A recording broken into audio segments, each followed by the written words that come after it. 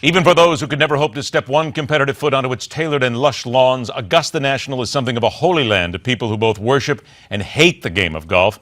Most of that hate coming from the fact we can never hope to master its nuances.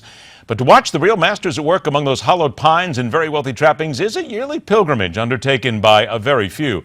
One of those who has it on his calendar every year for more than just birdies and bogeys is the man who invented the concept of sports business and interpreting the dark corners of sports. From Augusta National, where he is only allowed a cell phone on course, we need to welcome back the sports professor, Rick Horrow. Good day, Professor. Well, you're not really allowed a cell phone on course, so let's just assume that it's happening. Okay, how's that? You taught me how to deal with kind of general statements that let's just say we're somewhere within the impact of the Masters. How's that? Just remember, It's always easier to ask for forgiveness than permission, and we all know that.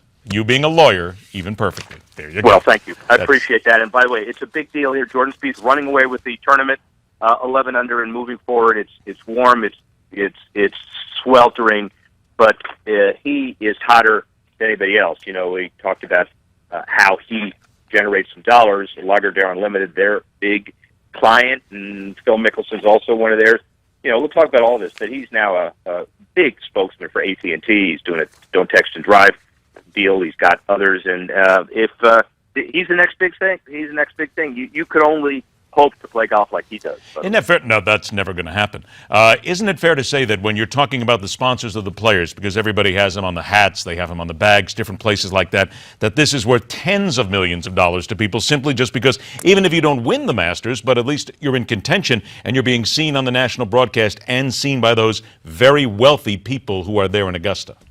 Well, yeah. The wealthy people in Augusta isn't as important as the fact that this is now 250 countries around the world that have the Masters televised effectively live. It's the largest event ever for golf in the history of television. And Bobby Jones and those who were starting the tournament had a 200-mile blackout. We've talked about blackouts in other sports because they want to sell more tickets. Well, it's a lot different today, clearly. It is about $150 to $200 million of impact here in Augusta, my friend, and one of the reasons why is because this is the preeminent tournament that everybody goes to.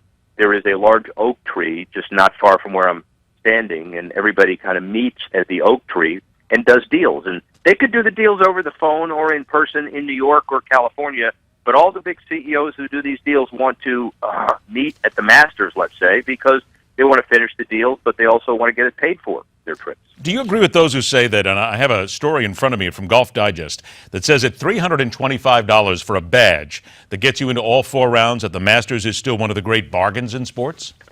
Well, no, because I've never seen anybody pay $325 for any of those badges in the history of the world. I've been going to this tournament for 20 years.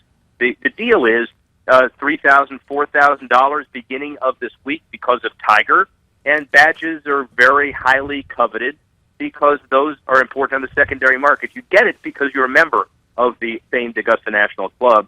You pass it on to generations. And, oh, by the way, Billy Payne, who, remember, directed the Olympics, now directs this tournament and the Masters Augusta National, and says, well, we're not going to allow you to pass it on beyond one generation. If your father dies and your grandfather and the next kid, we're taking it away from you. So yes or no, that's a good thing, but now more people have access to more of them. But I've never seen anybody spend $325 for that ticket. I do have the face value ticket right here. It's really important because nobody's ever paid that. Golf Digest, of course, will only do that because, again, it's Golf Digest, so they will point that out. 20 seconds left here. What's the real allure for you at Augusta? You personally? Being here on a regular basis, getting to see the people in the industry, hobnobbing with people who, frankly, would kind of ask next week, where have you been and why weren't you here? And by the way, kudos to my daughter. She's rising junior at Duke, wins the national championship, probably spend more money now because she may want to go to graduate school at a very expensive institution. Oh, what a week. National championship at Duke, going to the Masters, and capping it off by spending 4 minutes with you. How's that? Doesn't get any better. Cut those deals, sports professor, because you're going to have to make a little more money. Rick Horrow, thank you, my friend. We'll talk to you again next week. Enjoy the golf. I'm in. Later. All right. Take care. Stay with us because we question everything. MidPoint continues.